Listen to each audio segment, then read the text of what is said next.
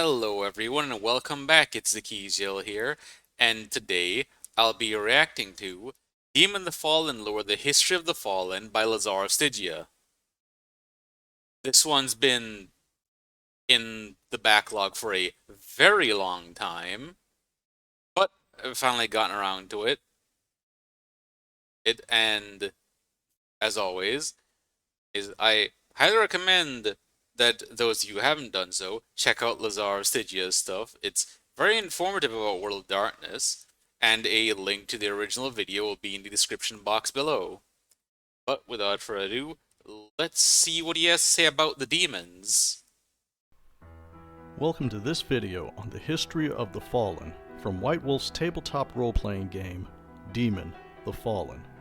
As the title might suggest, the protagonists of this game line were demons, specifically fallen angels, who rebelled against heaven and were punished with eternal incarceration in hell. So it's the type of demons that are in the, I think it was the Jewish, Christian, and Islamic faiths then, right? Except someone, or something, arranged for an early parole, and now the fallen have returned to the earth they once ruled over in the bodies of mortals, to seek redemption for their sins, or to continue to rage against heaven. But without further ado, here is the history of the former Elohim, the fallen. Oh, and forewarning, I might spring a little Latin on you here and there in the video, just a heads up. Before man, before demons, before even angels, there was only the infinite all, and the infinite nothing. Oh, so this is gonna be Demon the Fallen's version of the creation myth, just like how all the other groups have their own creation myth, like with the Garu, I think it was the wild, the fur, and the worm. The infinite all could be called God, the Almighty, Allah, Brahma, Yahweh, Ptah, or the unmoved mover. The infinite nothing could be called the void, the abyss, or oblivion. We'll just call Oblivion. I wonder how this make me wonder how it ties in with Wraith the Oblivion. If it has anything to do with was it the abyss that was underneath the underworld? They got broken open by that maelstrom. them the Almighty and the void for the sake of simplicity and consistency. The infinite were both one, but eternally separate from one another, like oil and water in a jar being constantly shaken. Then, during this infinite period, the Almighty wished to separate itself from the void, to define and distinguish between all and nothing. And so, the Almighty created servants to build a boundary between itself and the void, servants who were themselves the antithesis of the void. A great star emerged from the being of the Almighty, followed by an explosion. So the whole thing of the everything and the nothing. Yeah, that kind of reminds me of the Garu creation myth specifically. How was it the wild will just kind of spits things out, and was it the weaver shapes them, and then the worm eats them. So the void, it comes across to me as being like the worm, and if the angels were the ones who were building a boundary, then I guess they'd be kind of like the weaver then, since they were shaping shaping things, I guess, maybe. Explosion of energy and light to drive the nothing away from the all. The beings who embodied this first command, this exertion of will by the Almighty, the first of the Elohim, were the angels of light, the house of the dawn.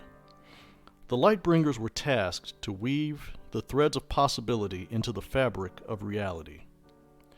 Then the Almighty commanded that there be a partition in what the angels of the dawn had made, between what would exist above and what would exist below.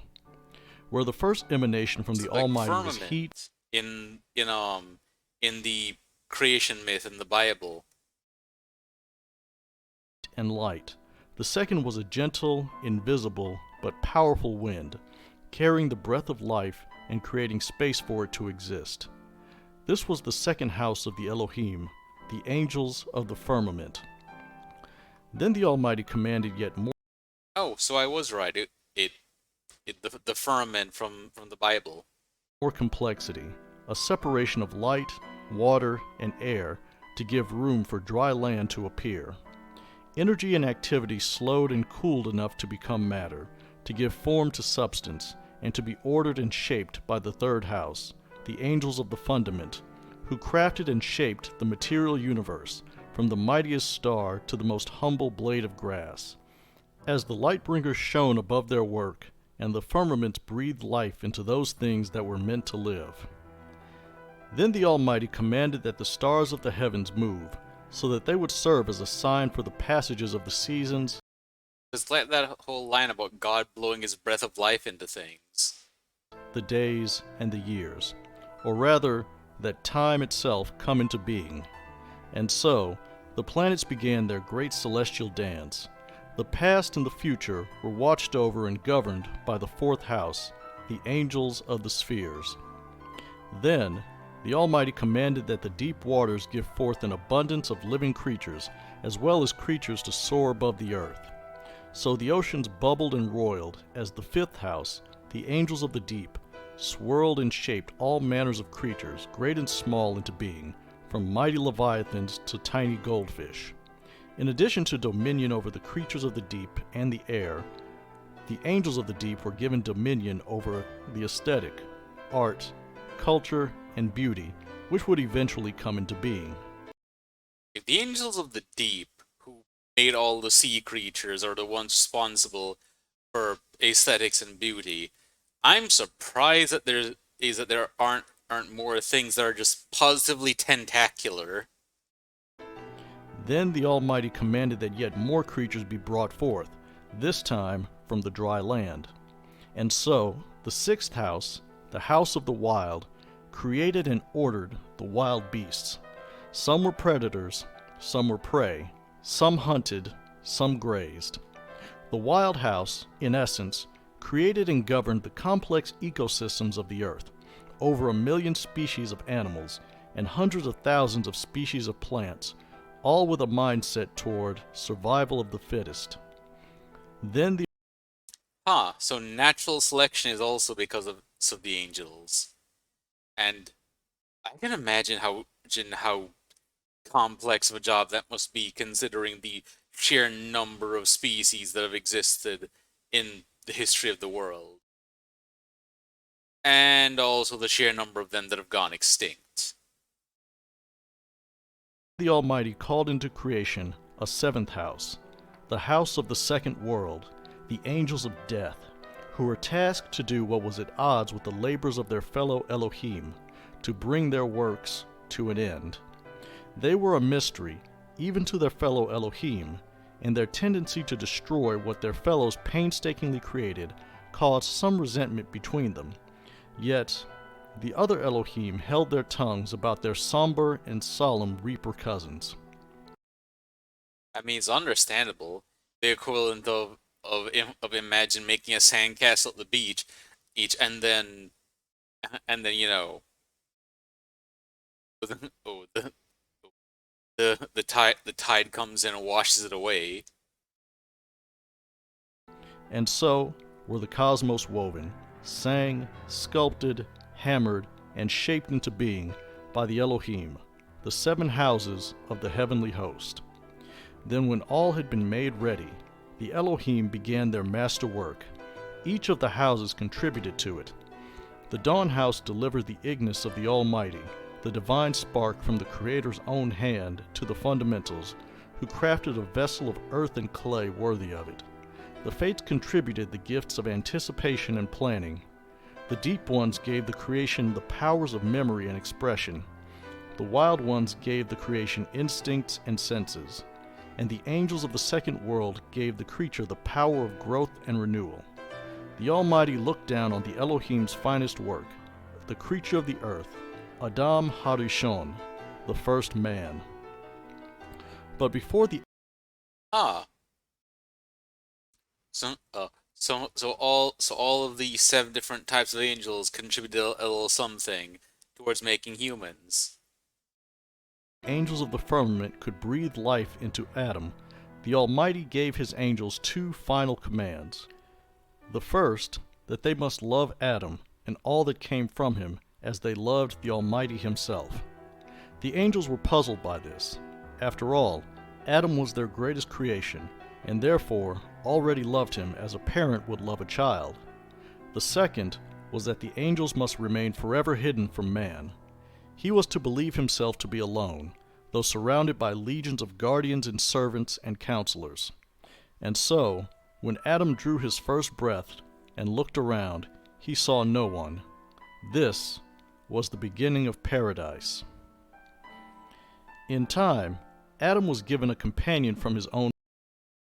I wonder why he chose to do the whole, you have to keep yourselves hidden from Adam thing and have him be all alone. Body, Isha, or Eve. Though Adam and Eve were physically perfect and ageless, they were innocent, like children, or smart animals, knowing neither good nor evil. At this point, I'm going to digress a bit. The term good and evil, or tov ra in Hebrew, is a metaphor for the knowledge of all things, or how a thing may be used or misused. It's kind of like how eating is good, but eating too much is gluttony, or how chemistry can be used to make medicine or poison, or how blacksmithing can be used to make horseshoes or torture cages. Knowledge is neither good nor evil in itself. Again, only the manner in which it is used or misused. In that case, it is with that interpretation of the whole knowledge of good and evil thing. Then, so it sounds more like it's just it just opened people's eyes to the possibilities, and those possibilities just happen to have applications that could be good or bad, which is interesting as a revelation. But Adam and Eve did not know or appreciate any of this because they were, again, innocent. The Almighty would occasionally come to Adam and Eve and they would worship him, but they would not change or become more like him. A sunset held no particular beauty for them. It was only an indication that night was soon to come. The songs of birds, the interplay of colors in the world, these were simply background noises in their daily routine. Adam and Eve were even unaware of one another, for while they were the height of human beauty, they saw little except one of the same kind of creature as themselves, and unique from all others. The angels despaired as Adam and Eve roamed Eden, unaware of this majesty that had been created for them. So it sounds like they just kind of exist essentially, and they're just like they don't have the capability to really appreciate what's around them. Which I get, which is also it's a very simple way to still exist, because to me that seems less like actually living and more just existing. Of the divinity that was contained within them. The angels, obedient to the Almighty's command, kept themselves hidden, but tried to subtly nudge Adam and Eve towards awareness, towards knowledge. Yet Adam and Eve's simple innocence frustrated the efforts of the mightiest Elohim. In this stagnant perfection, one angel, Arimal, of the House of the Fates, studied the effect that humanity might possibly have on the cosmos. Humanity, despite their disappointment to their creators, possessed a true spark of the divine, the potentiality to exert free will upon creation. In this, Arimal foresaw a possible future, one of great destruction and suffering, with humanity at its center. Arimal told his superiors of what he had seen, but they dismissed his prophecy as an anomaly, a potential bad future to match all of the other potential good futures that might come. But Arimal convened a meeting of his closest associates at his lunar sanctum, because, yes, angels could live on the moon, or anywhere else they wished to, I have a bad feeling about this. and told them of his vision of doom. An angel of the deep, Belial, was amazed that the Council of the Fates had ignored Arimal's warning and said that, out of love, the angels must act to protect humanity from this coming doom. Another, Usiel, an angel of death, spoke up in defense of the Almighty's command and told Arimal that despite his great gift of sight, he could not see into the second world, where Usiel feared that the coming storm would end. Then Layla, an angel. Second world? Wait, which one is you referring to with the second world? Is that supposed to be the underworld? Also, um,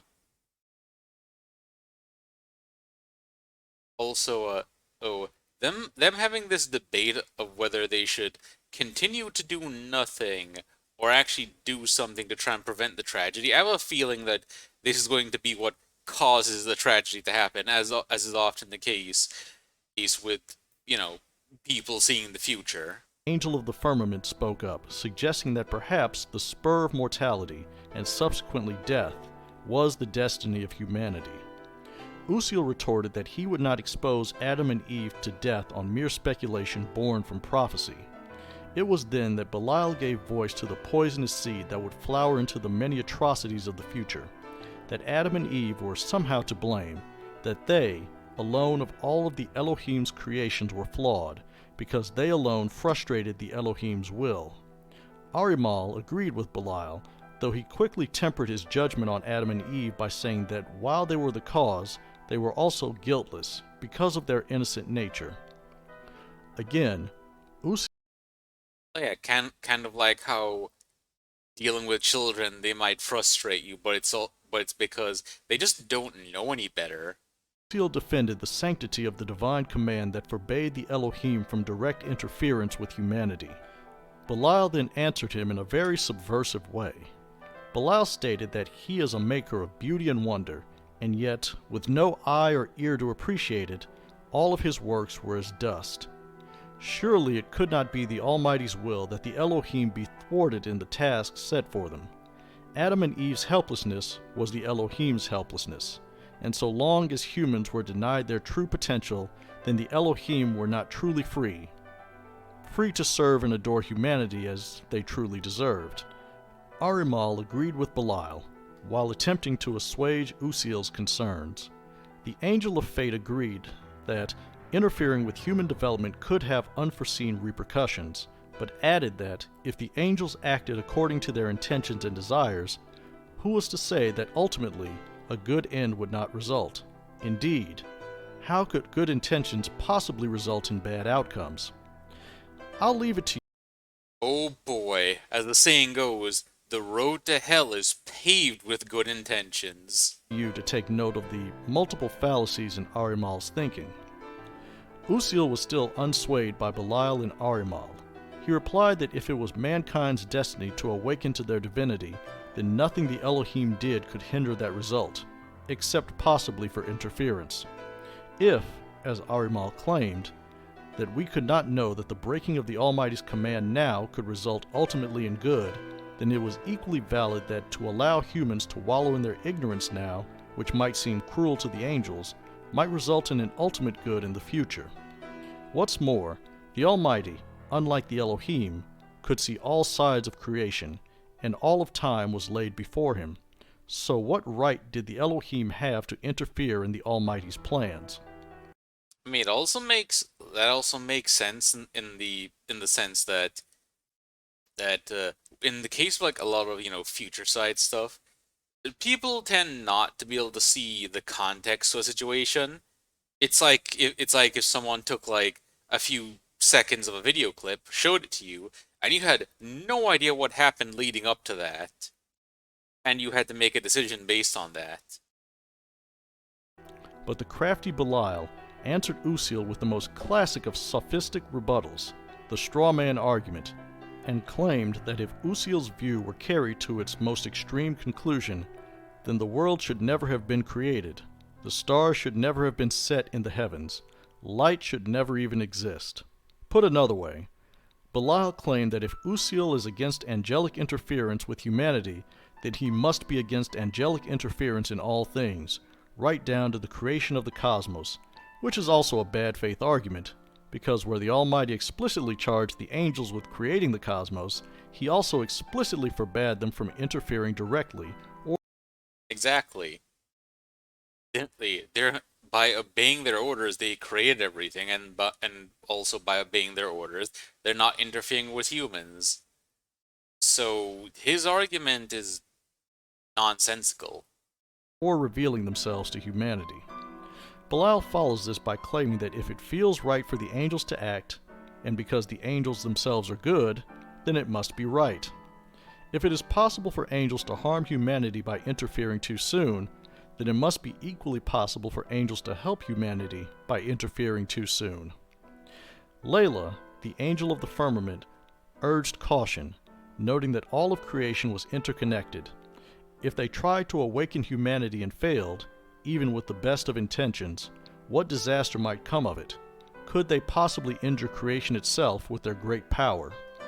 Belial then became scornful, criticized Layla for what sounded to him like inaction, and asked her if she really thought that angels could be so clumsy, so ignorant, so foolhardy, as to ruin what they themselves had created.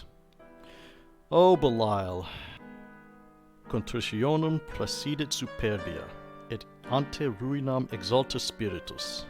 Melius est humiliare cum mitibus quam dividere spolia cum superbis. Eruditus in verbo repieret bona et qui in Dominos sperat beatus est. I have no idea what he's saying in Latin right now. Pride goeth before destruction, and the Ah, spirit is lifted up before a fall. 'Tis better to be humbled with the meek than to divide spoils with the proud. The learned in words shall find good things, and he that trusteth in the Lord is blessed. Layla replied to Belial that she would not break with the Almighty's will. Arimal then cried out that if only they could know his will. Well, he kind of told you that before the creation of man. Do not reveal yourselves. Uziel said that Arimal could approach the Almighty.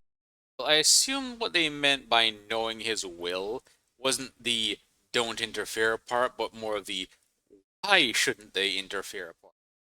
Also, but yeah, some of those angels being very prideful and in thinking that essentially they know better their creator is looking at things with more information. Actually, actually, this is reminding me a lot now of Magnus and the Emperor of Mankind. Almighty himself, to see as he sees, and know as he knows. Belial pointed out that angels had indeed taken up the Almighty on that offer, and that none had ever returned. And so, the argument went back and forth, until the debating angels were suddenly bathed in light and splendor. Every knee bent, every head bowed, as the assembly was visited by an uninvited and almost unwelcome guest, Lucifer, the morning star, the Oh, seraph of the morning, and the herald of the Almighty.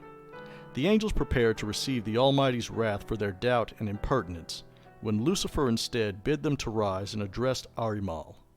The first of the Elohim asked Arimal if he had informed his superiors of what he saw. Arimal said that he had and been dismissed. That was when Lucifer shocked them all by saying that the fates were wrong.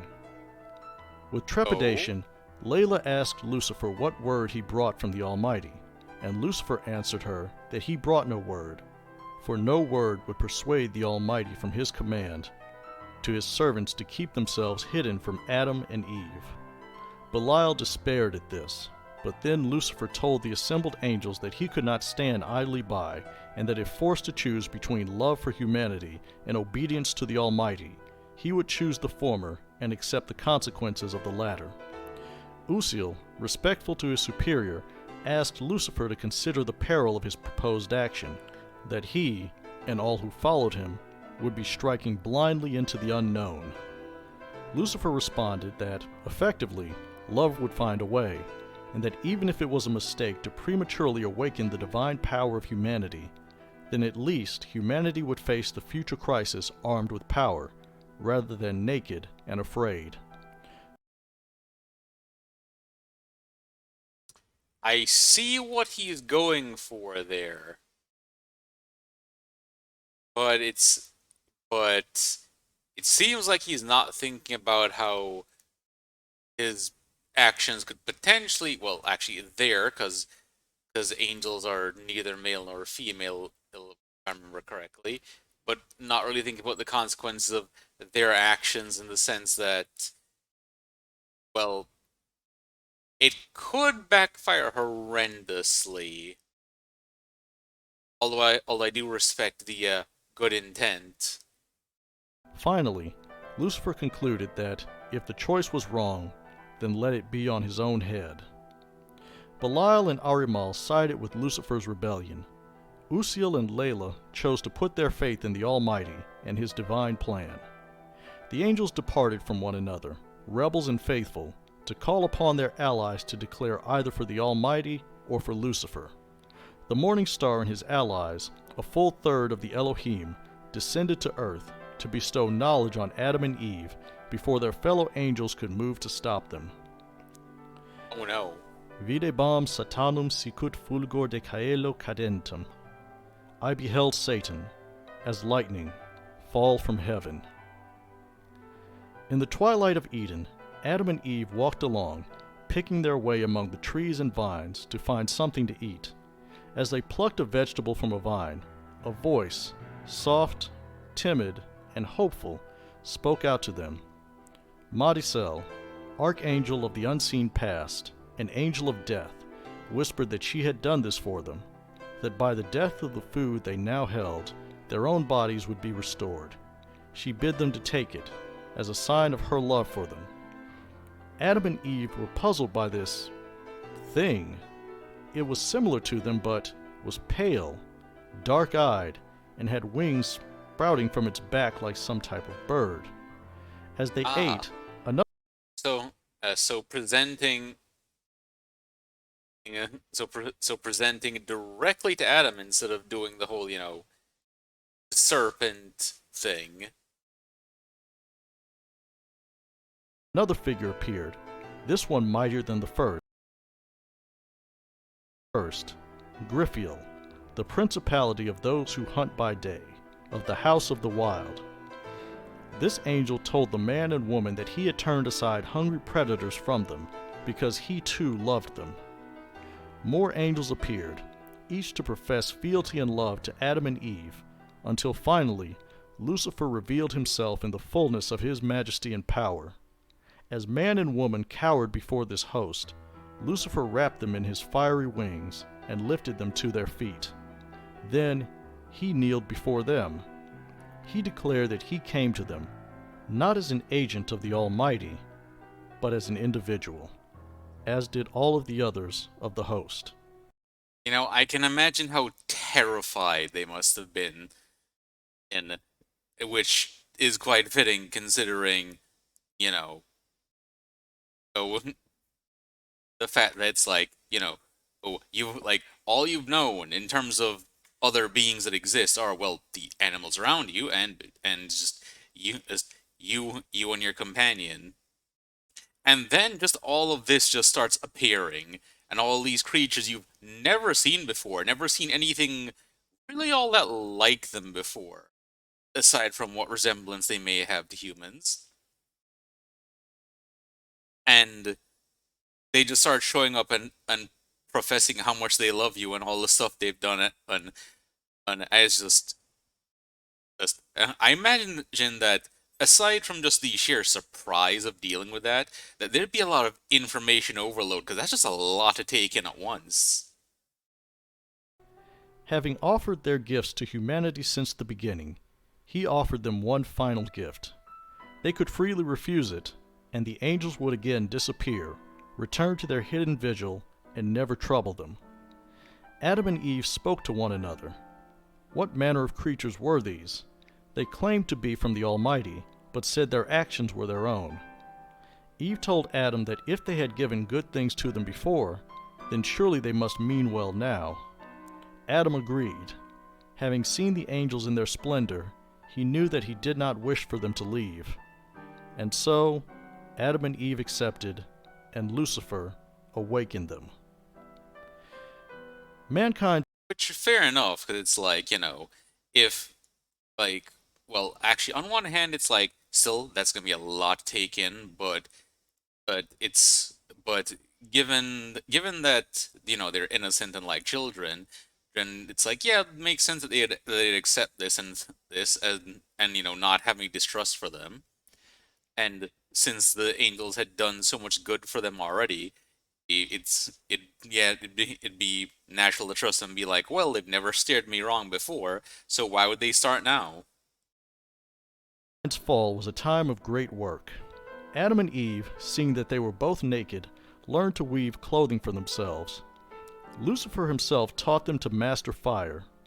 Innovation gave way to more innovation. They were fruitful and multiplied. 2 became 4, 4 became 8, then 16, then a nation of builders and artists and philosophers, grew under the darkness of the angels' disobedience and man's sin.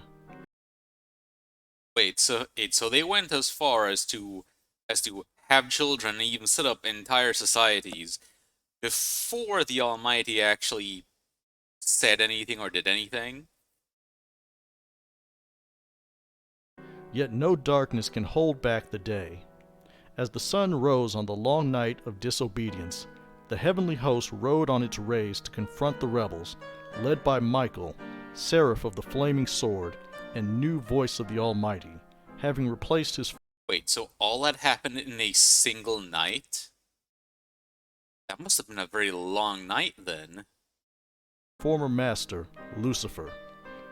The humans, in awe of the heavenly host, knelt. The rebels faced them, full of pride. Michael addressed the rebel angels, telling them that the Almighty's wrath was great, but so was his mercy. If they obeyed his final command to them, they would be spared an even greater punishment. That command was to return to heaven and be unmade, annihilated, wiped from existence, as was their due for disobedience. To the humans, Michael commanded that they turn away from the tainted gifts of the rebel angels and be restored to their former state of innocence. Lucifer laughed at this declaration, this so-called mercy of total destruction from his maker. Michael was shocked at this arrogance, this blasphemy from his former leader. He You know, while it may not seem like much of a mercy, and it really is a harsh punishment, death. It's like on the other hand, given that I have a pretty good idea of what the worst punishment is gonna be.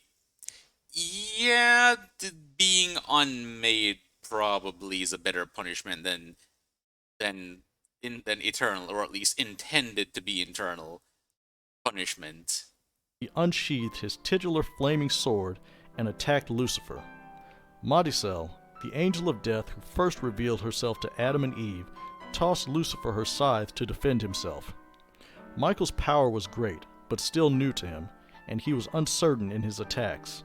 Lucifer was agile, quick, and despite the inferiority of Madicel's weapon compared to Michael's fiery sword, it gave the morning star enough reach to threaten Michael. Lucifer knew that he would be able to harm Michael before the opposite happened. So did Michael. The rebellion of angels had not yet taken on a vicious or lethal quality, for angels were still creatures of order and station. Michael withdrew from the battle as the rebel host let out a cheer of victory. Michael disregarded this paroxysm and addressed the more important rebels, mankind, and again demanded their answer. Adam and Eve. You know, I have a feeling that Adam and Eve's answer is going to be along the lines of, well, considering, all that they had experienced and all that and what they'd managed to create in that long night. Actually, the night could also be a metaphor rather than literally a night. But yeah, as well as the fact that since previously it was said that they couldn't really appreciate the majesty of what was around them because of how they were previously. The fact that they could actually appreciate things and I assume just have more eh, depth to their experience of life, if it is something that I imagine that they wouldn't really be very ready to give up. Stepped forward and said that Lucifer and the rebel angels had been friends to them and that they would stand by their friends. Another human stepped forward. While he honored his mother and father, he must also honor the one who made them as even higher in honor. Virtue was greater than the gifts of the Elohim, and so he and his kind would also follow God. As the heavenly host and the virtuous tribe left, Michael remained, and once again addressed the rebels, this time to level curses against them. Michael Oh, condemned the rebel angels of death, naming them Halaku, slayers, and that they would now reap those they had sworn to love above God. As Marisol had given Adam and Eve food, she would now give them death. ah, so so like they're essentially the Grim Reapers now, and they're supposed to take the lives of the humans as well.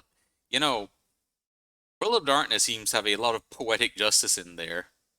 The slayers would reap an endless harvest of death until it overwhelmed them, and they wept from exhaustion and misery.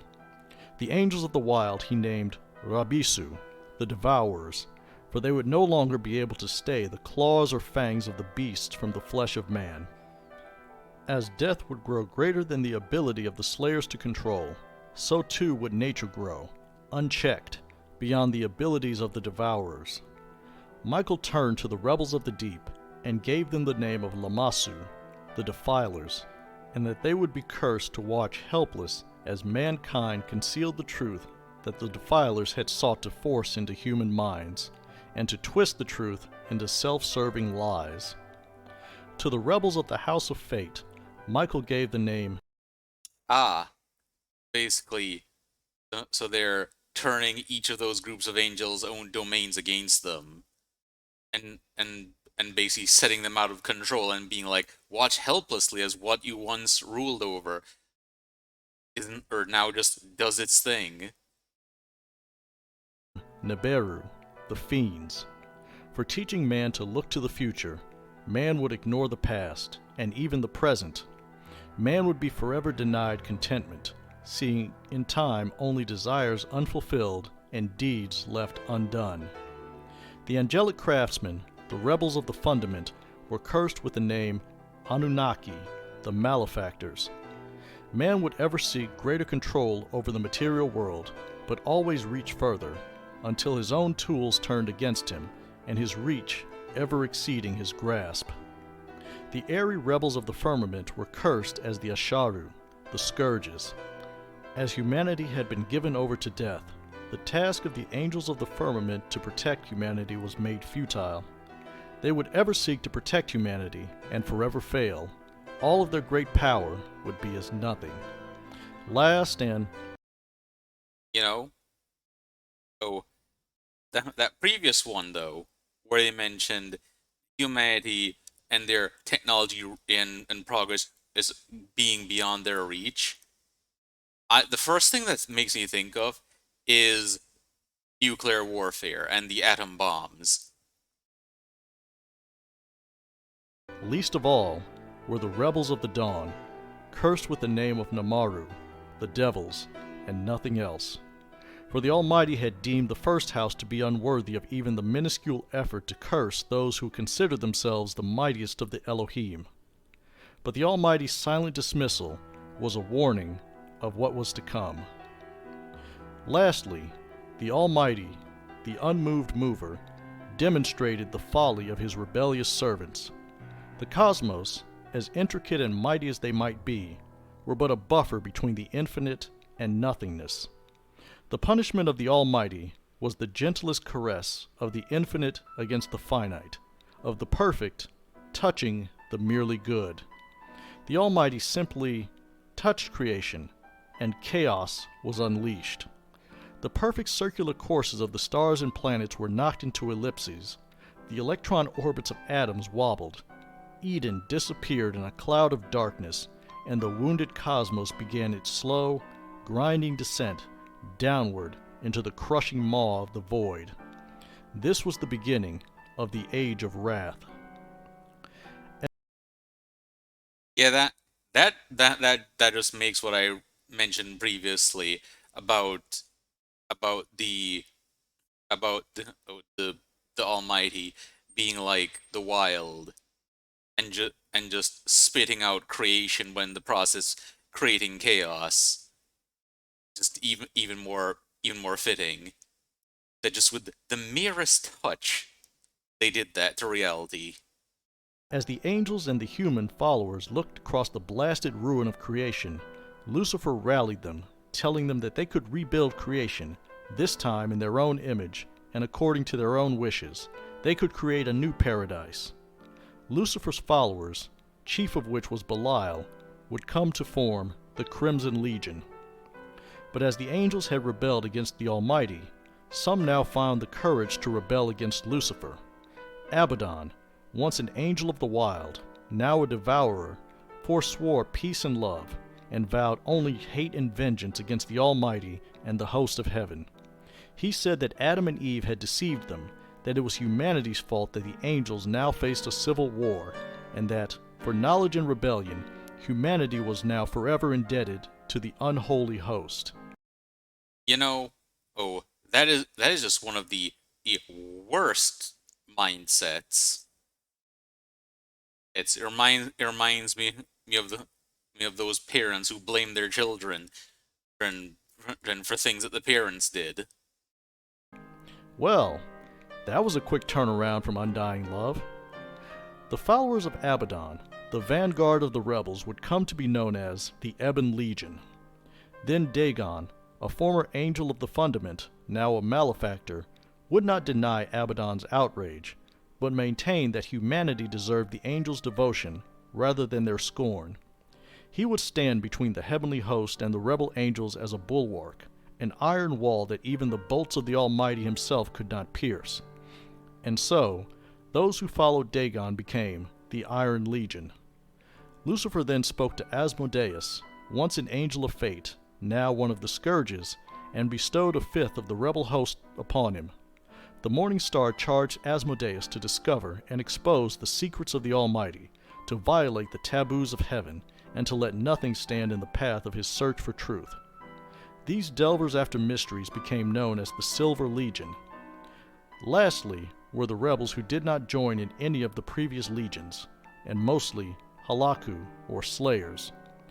Lucifer gave their leader, Azrael, his blessing to take the unaligned fallen and form his own legion, the Alabaster Legion, and find a way to restore humanity's lost immortality. Among the ranks of the fallen, the old orders were gone. Lucifer was now prince over all who had rebelled, mortal and angel. Belial, Abaddon, Dagon, Asmodeus, and Azrael were his dukes and commanders of the legions. Their lieutenants were barons. Beneath them were the overlords, lords, and fell knights. Oh, like the higher. This reminds you of what I've heard about the hierarchy of the demons of hell. I think was it from the Ars Goetia, which was Solomon's Book of Demons.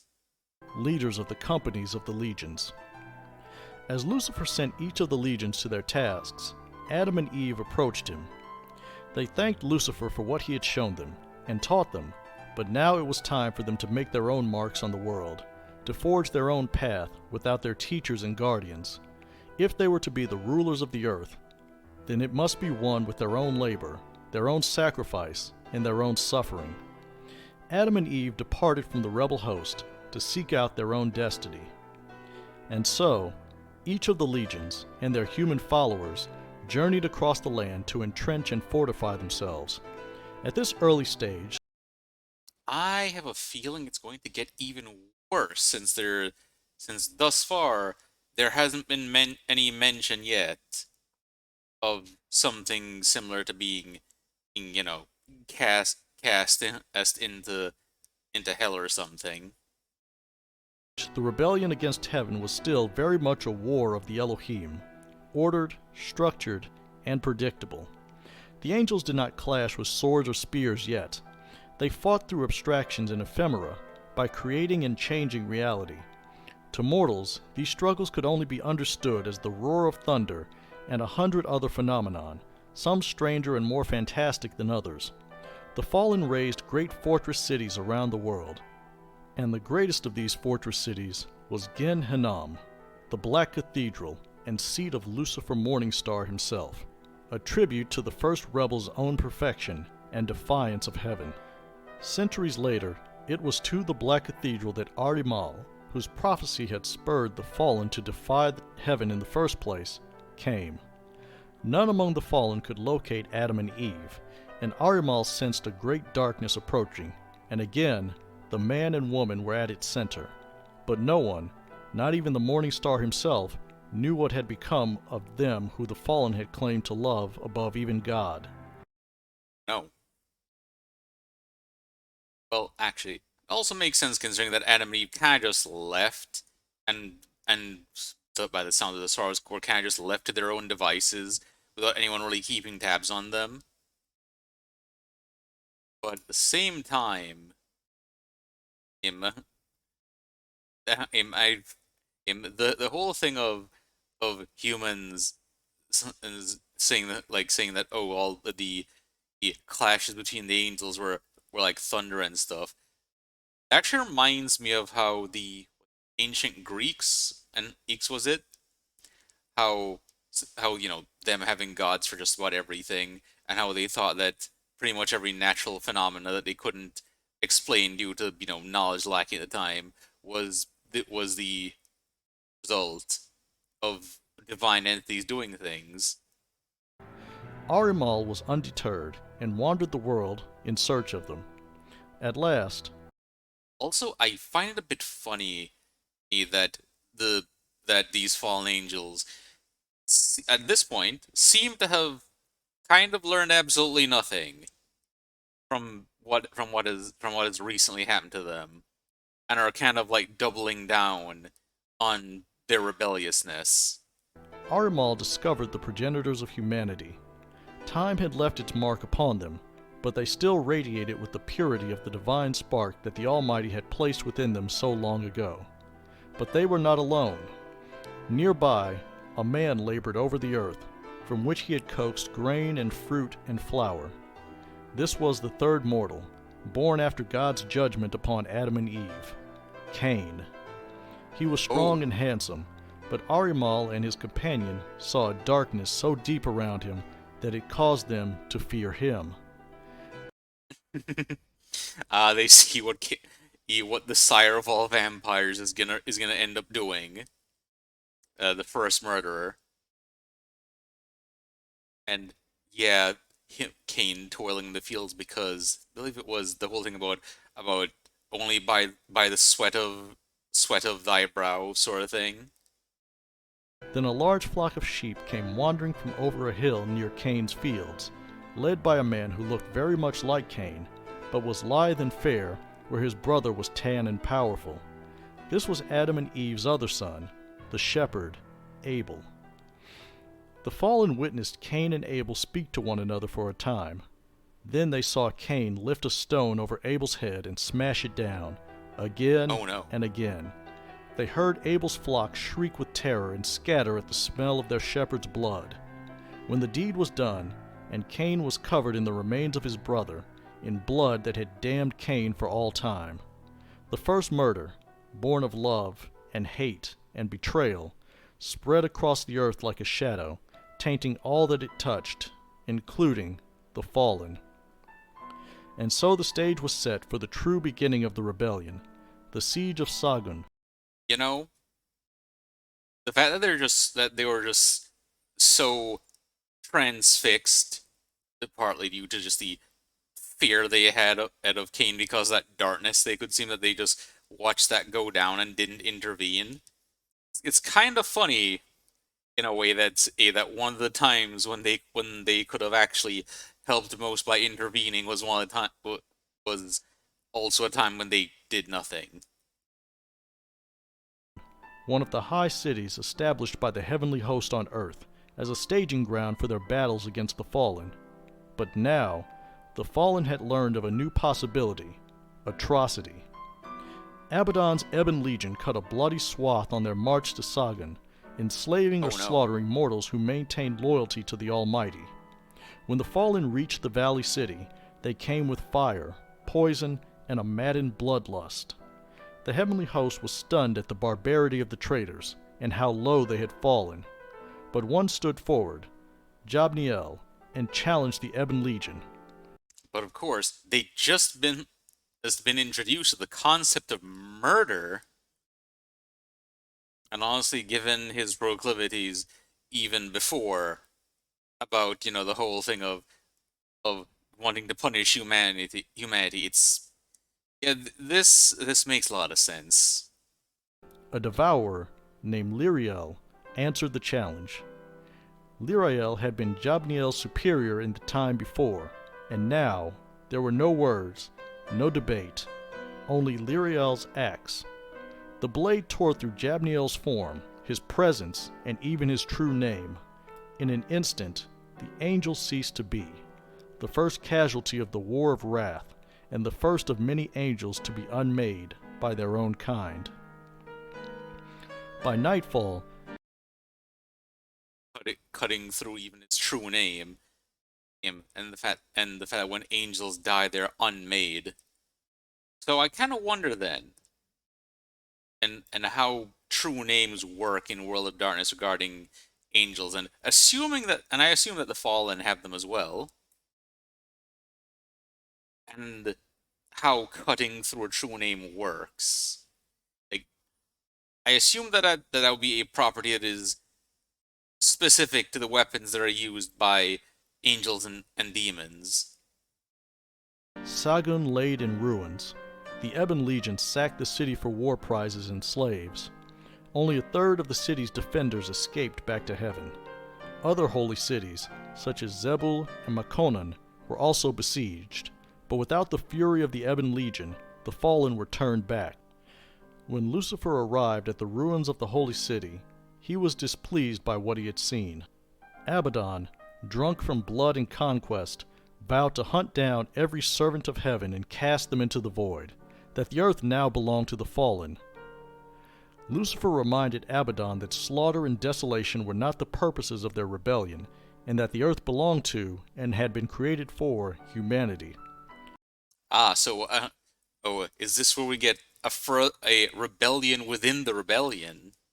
It's like, and with the aforementioned thing of some of the angels not doubting, well, rather, not just doubting, but also competing with Lucifer's leadership. Asmodeus objected, saying that it was the sin of Cain that had brought this massacre to pass. If man were capable of such darkness, then perhaps they were not as worthy of devotion as the fallen had believed in the beginning. Well, such darkness being something they were capable of was because of the angels, so he kind of doesn't really have a leg to stand on there. Azrael supported Asmodeus's line. The Slayer told the Morning Star that the realm of death had been invaded by the darkness of Abel's murder, and that they had all been doomed by the sins of mortals. Abaddon once again said that the fallen had been deceived by humanity, that had they not been commanded to love humans, then the angels would have seen them as they truly were, and their capacity for darkness. He then Again, they didn't really have a capacity for darkness back then, so there wasn't really anything they could see, even if they didn't love humans. They were innocent like children, and were honestly kind of like animals in a way, without any capacity for either good or evil. turned his ire on Lucifer, saying that Lucifer, as second only to God, should have foreseen this and stopped the fallen from rebelling. And now, they were truly fallen, all because of love for humanity. Lucifer warned them not to give in to their anger and hate, to remember the reason for their rebellion. It was not to torment and reap humanity, but to guide and protect humanity as it reached its destiny, its rightful inheritance. But Abaddon would not be stood down, not even in the face of Lucifer, and said that the Morning Star had promised them a kingdom on earth, and they would have it. But it would not be a single kingdom, but many, each reflecting every fallen's vision of perfection. Asmodeus slyly suggested that perhaps the fallen were meant to follow a path other than a single, great war between clashing forces. Just as creation was multifaceted, then the fallen must also follow a thousandfold path to unlock the potential of humanity and achieve their shared destiny. Lucifer, warily, gave the legions his blessing to go forth, to fight their own wars, to assail the forces of heaven on 1,000 fronts, and drive them from the fallen's kingdom on earth. What Lucifer unleashed was a time of atrocities. I can imagine he just is cut the dogs loose, so to speak. The Ebon Legion had been loosed on creation and turned it into a veritable hell wherever they went. The human concept of hell has its origins in this period of the war between heaven and the fallen. Everywhere the forces of Abaddon marched, destruction passed in his wake. After the Ebon Legion sacked another high city, Shamayim, the bodies of angels and mortals alike were scattered across the landscape like leaves. The Ebon Legion's fortress city of Dudael, the citadel of hate, was a dark, malignant place, with forges that operated day and night to churn out weapons and armor for the Legion's never-ending campaigns. The Silver Legion did not match the Ebon Legion in sheer brutality, but woe betide the mortal who fell into the hands of Asmodeus as he searched for more knowledge and power. Occasionally, I'm imagining some very unethical experiments happening. the Silver Legion's search for knowledge led to the examination of human flesh and its limitations. Oh no. Mortals were, alternately, tortured and studied, twisted into new shapes, and grafted to inventions of the Silver Legion in an effort to tap the divine potential of humanity. This so I see where Clan and Zemitsi gets their playbook from then. And turn it into a weapon in the war against heaven. But heaven had adjusted its own strategy and introduced a new force into the conflict, the Malhim, which is pretty close to the Hebrew word for angel, Mal-Achim. Where the Elohim had been created to build and manage creation, the Malhim had been created for a single purpose, to destroy the rebel angels. Some fallen speculated that the Malhim were the spirits of those mortals or angels that had fallen with the high city of Sagun, or they were the Almighty's wrath made manifest. Whatever their origin, the Malhim were so powerful and terrible in battle that even the Ebon Legion hesitated at the prospect of meeting them on the field. Yeah, I would imagine, considering that the fallen Elohim were the equivalent of builders given weapons, and now they're up against purpose-made soldiers. Lucifer saw the excesses of the Ebon and Silver Legions from afar and despaired. He had not rebelled against heaven so that the fallen could prey on humanity, yet he was loath to force his own will on the errant angels who tortured and tormented humanity, for then he would be guilty of the same tyranny he accused the Almighty of. So stuck between a rock and a hard place. Didn't want to force people to do things, but at the same time, it's like you kind of have to, in a way, if you're going to, protect humanity given what some of the angels had become. After a year of indecision, Lucifer, backed by the Crimson and Iron Legions, marched out of Gen Hinnom to bring the other legions back under his banner. Actually, it would have been quite funny, actually, if Lucifer also had a moment of just going, is this what it's like for the Almighty? One by one, the fallen submitted to Lucifer again, but rebellion was so deeply rooted in their hearts that even as they pledged fealty to the Morning Star, they schemed to avenge their... Well, as in, because the Almighty, he was fine with enforcing will upon others, but more of the, being caught between two things sort of deal. wounded pride. Lucifer was once again the undisputed prince of the fallen, and spoke to the followers of a new campaign, not of arms, but of knowledge. They would empower humanity to fight heaven on their behalf, to make each man and woman a god in their own right. The faith of an Oh, ascended humanity would empower the fallen as the Almighty once had, and the fallen would then reclaim their thrones in heaven. wait, actually, it kind of just occurred to me, now that he's mentioning this. Is this going to be where mages come from? Also considering the whole thing about the spark of the divine that's inside humanity. This was the beginning of the time of Babel. Lucifer sent his Oh, 10 most trusted followers across the world to divulge all of the secrets, not only of creation, but of heaven as well.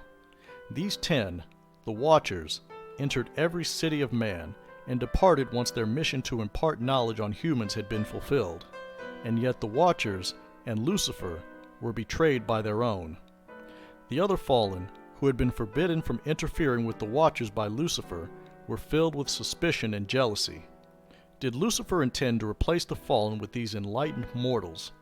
If mortals possessed the secrets and power of heaven and earth, what need would they have for the fallen? So, the fallen conspired to forever subordinate humanity to themselves by intermixing their own essence with humanity's.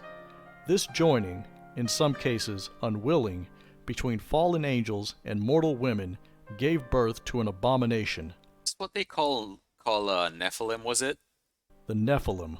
Oh, I was right. Possessing the gifts of both fallen and human, the Nephilim were a terror, not only for their appearance, but for their nearly limitless potential.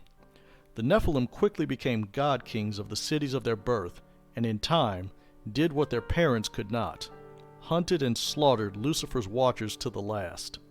When word Oh, reached Lucifer of the Watchers' destruction, he marshaled the Crimson Legion and slew every last Nephilim and their fallen progenitors.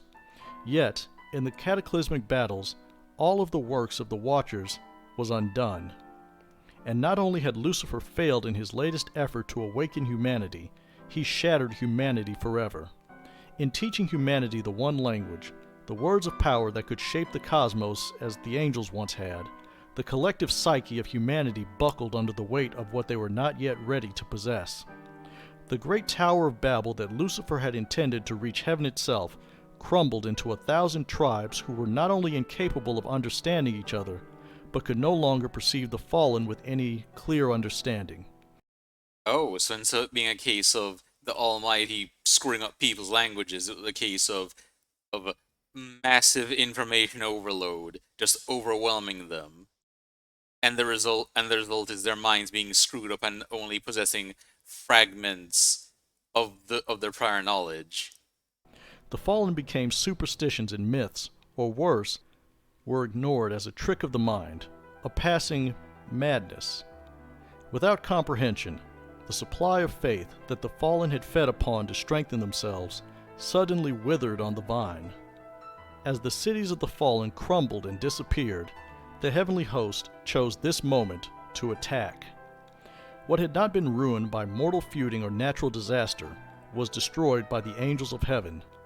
The great citadels of the Legion were besieged and eradicated, the last of which to fall was Lucifer's own citadel at Gen Hinnom, after 40 days and nights of battle, after which Lucifer himself was marched out of the broken gates of his once perfect city, bound in chains of fire, and taken to the plain of judgment.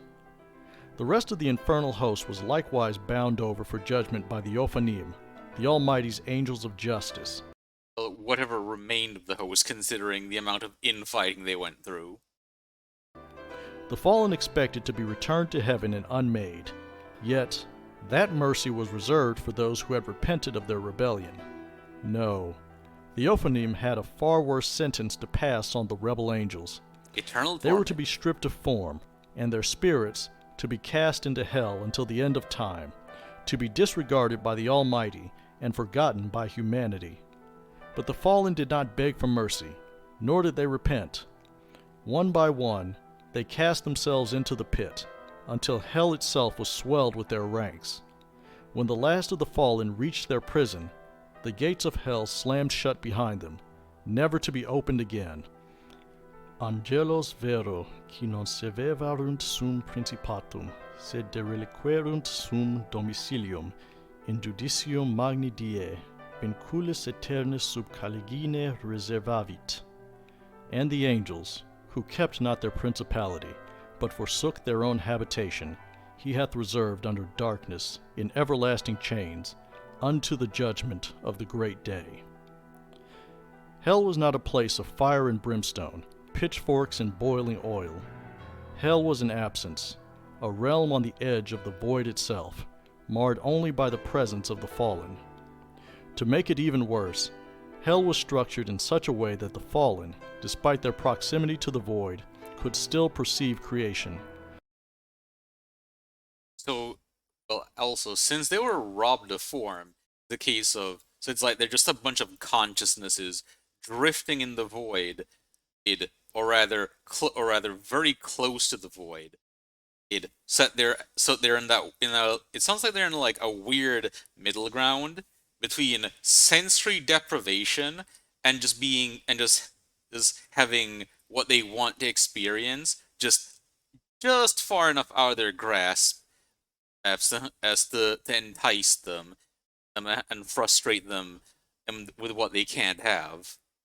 But no one in creation was aware of the fallen. So to give some approximation of hell, a near total void with a few million of your closest associates on the window side of a one-way mirror. Essentially, a mix of the black hole of Calcutta and the phantom zone. And the piece de resistance of the entire punishment, soon realized by the fallen, was that their leader, their champion, their prince, Lucifer Morningstar, was not among them. Oh? Soon after the fallen became aware of Lucifer's absence from hell, the rumors about his fate spread like a virus. Perhaps he had been destroyed by the Almighty, rather than risk the possibility that Lucifer might lead the infernal host out of hell to resume the war. Perhaps the first rebel was confined to a special hell prepared for him alone. Perhaps Lucifer bargained with the Almighty, sacrificed himself in some way to purchase some small mercy from the Almighty for his followers. Just as he had uttered rebellion born of pride in Arimal's manse eons before, it was Belial who suggested that Lucifer had abandoned them and left them to rot in hell. Abaddon, ever the extremist, went a step further and declared that their defeat was the result of Lucifer's failure, or perhaps even his treachery. Without So they're going to blame all this on Lucifer, and actually, I'm both wondering what happened with him, but also imagining how this is gonna spread like a virus, and either a large number of the fallen are gonna come to hate Lucifer, or they're gonna end up divided amongst these different theories of why Lucifer isn't around. the Morning Star to unite them, the fallen quickly divided into factions. The fallen who stayed true to the cause, if not necessarily to Lucifer himself, and wanted to resume the war against heaven, but this time with humanity as their weapon, came to be known as the Faustians. The more contemplative fallen, Faustians, like the Faustian bargain.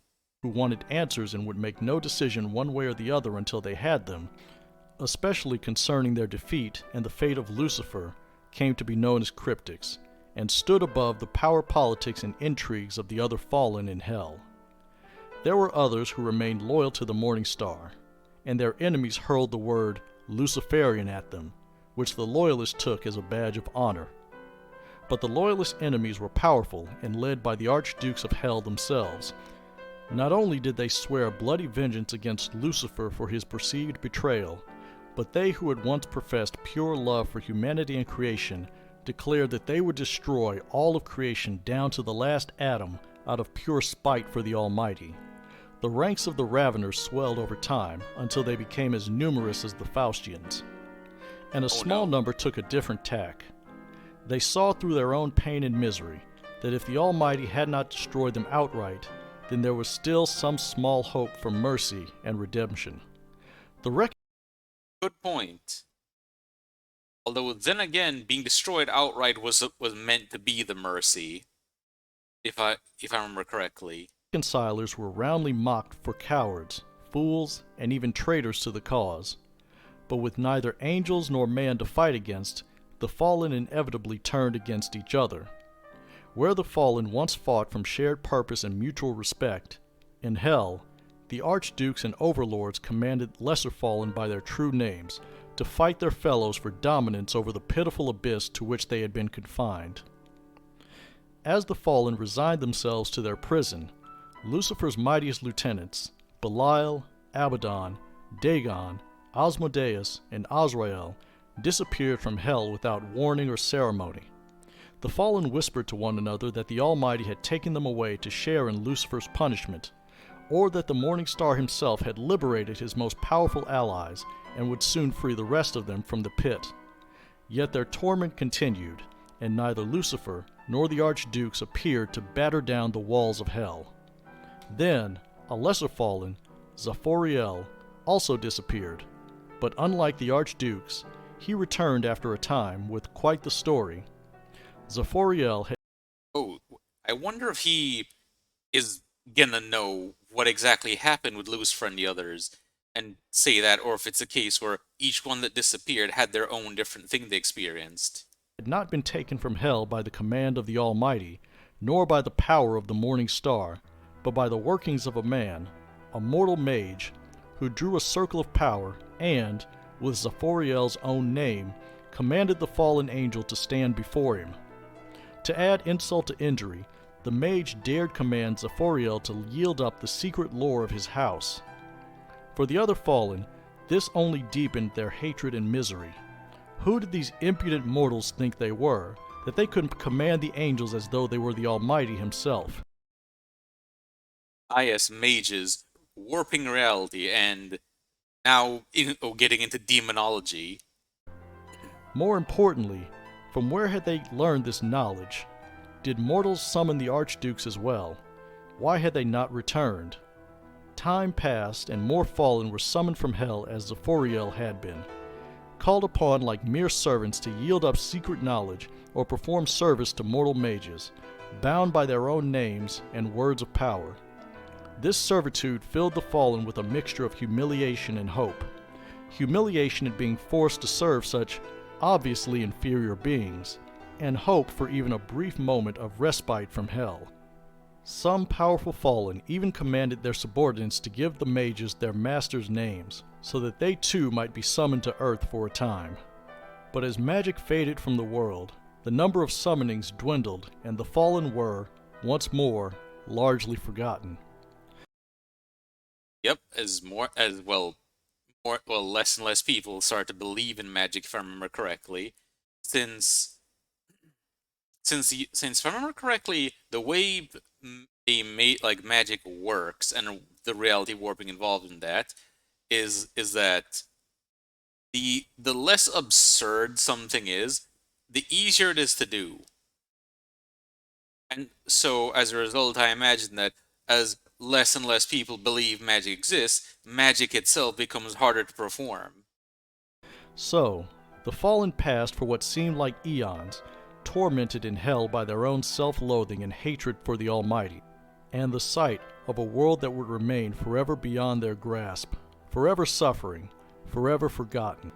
Their prison dangled over the precipice of the void, a mocking reminder that even the sweet silence of oblivion was forever denied to them. During their imprisonment, the fallen felt the walls and bars of Hell shake with a violent fury. The shrieking souls of the dead passed near Hell during these ethereal maelstroms, close enough that the fallen could pluck them from the storm, and then torture and reap suffering from them to nourish their own anguish and bitterness. Each of these storms was more intense than the last. Then a sixth arose, more powerful than the 5 that came before it. The fallen pressed against the walls of Hell to feed on the pain of the souls thrown about in the storm.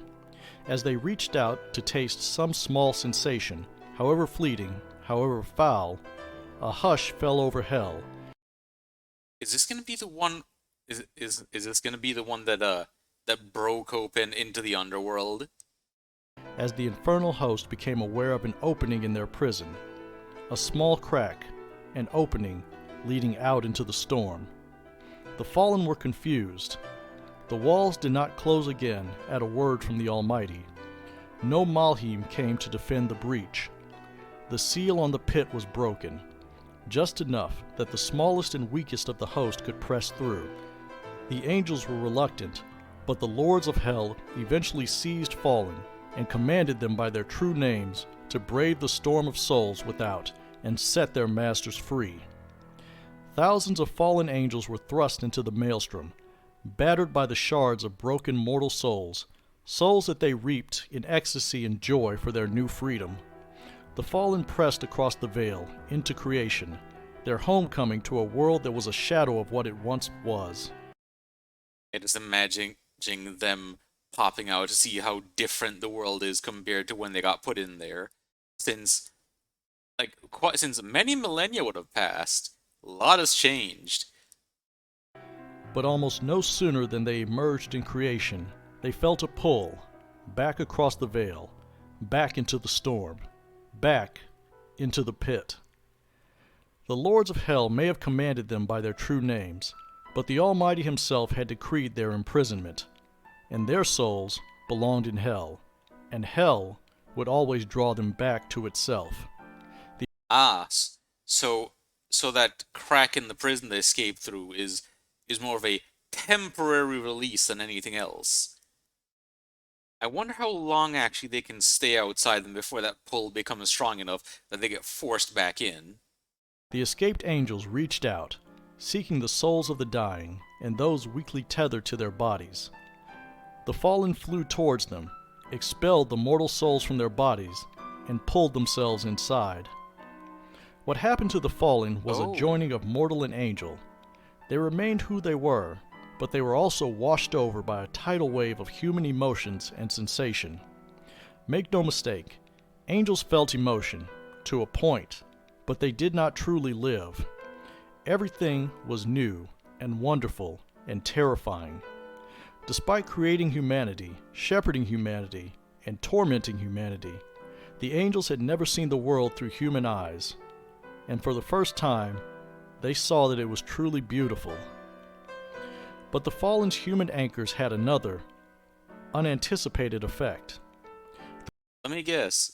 Since they evicted the prior soul from the body and took it over, that body now shields them from that pull, and they've essentially sacrificed a human soul to take their place. The great torment built up in their spirits from eons of confinement in hell was, to varying extents, tempered by the residue of human experiences and emotions that lingered in their mortal hosts. To put it another way, humanity made some of the fallen less monstrous than they might otherwise have been. Oh, Perspective truly is a wonderful thing.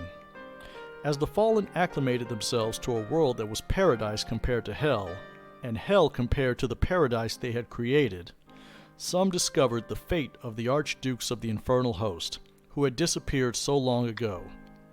They had oh, been on earth the entire time, but unlike the fallen, they did not inhabit mortal bodies, for mortal flesh could not contain such mighty spirits. Instead, these fallen were bound to powerful artifacts and reliquaries. No human emotion cooled their hatred, their suffering, and their oh. desire for revenge. Indeed, these fallen had spent thousands of years glutting themselves on blood and faith and souls until they became something else entirely, earthbound gods who desired nothing more than to enslave and degrade humanity until the end of time, to tear down the gates of heaven and spite the Almighty once and for all. As for the fallen, they seem to have been given another chance to act either as creation's saviors or its destroyers. So the weakest ones among them who were able to make it through the veil got the gift of perspective and, well, realizing the human experience, really. And meanwhile, meanwhile, the strongest among them who had disappeared previously are are worse monster than they'd ever been before. And this has been the history of the fallen. The Demon Game Line was a bit of a latecomer to the World of Darkness, appearing in 2002, with the World of Darkness getting its official send-off in 2004. Well, it kind of makes sense in a way, given that, you know, like given when that maelstrom happened that broke open in the abyss in, was it Wraith the Oblivion they mentioned previously? White Wolf put out about 10, 11, maybe 12 game books for Demon in 2 years. What I like about Demon is the concept of love that underlines this whole game. Now, love is a terrible and awful word. The Fallen claim that they rebelled against the Almighty out of love for mankind, and yet, if you look at their explanations and their subsequent behavior, particularly Belial's, it was a love born out of vanity. It was a performance. It was a love that needed an audience. It's a very look at everything I've done for you kind of love. The other person is just a mirror for how wonderful and amazing you think you are. And then when that person doesn't give you what you want, or doesn't reciprocate in the way you think they should, rather than just say, well, I'm not getting what I need here, let me move on, they get contemptuous, they get abusive, they take liberties.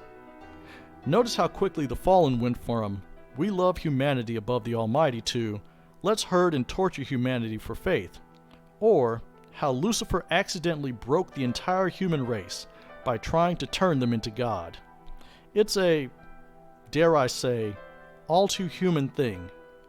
I would love you more if you were taller, if you made more money, if you were more successful, if your tits were bigger. Basically, if you were somebody else. Which raises the question, why are you even dealing with this person if you're just waiting for their replacement? I guess my point is, insofar as I have one, is that the Fallen lied to themselves. They indulged in vanity and called it benevolence, and the world has suffered for it ever since. The road to hell is truly paved with good intentions.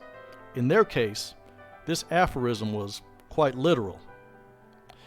Anyway, Also the fact that, well, that whole thing of, the quote, the love that's born of vanity, and how it quickly got turned around. Thinking back, actually, it reminds me a lot of the way narcissists go about their interactions. coming up next, after a long wait and multiple edits, more vampire lore, specifically the history of the kindred, or Canaanites, if you are of a more Sabbat persuasion. Until next time.